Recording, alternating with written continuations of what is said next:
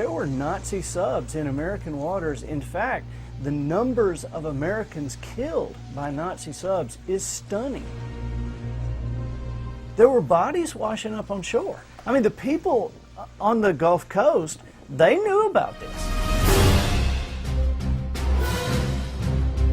This is very much different from most of my other novels. It's a thriller, it's a love story, it's a mystery, it's a historical novel, and it teaches a lesson.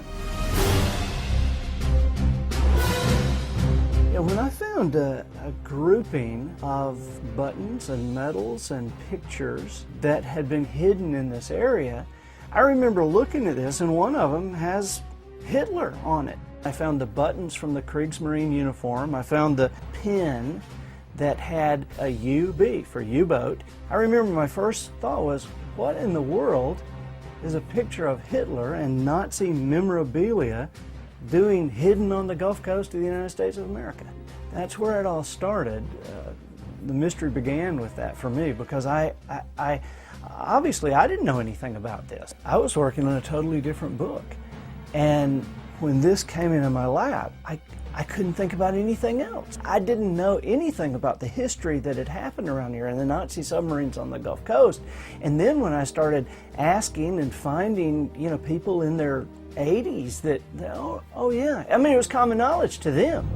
Every time I drive through here, I think about the German subs coming up into this area.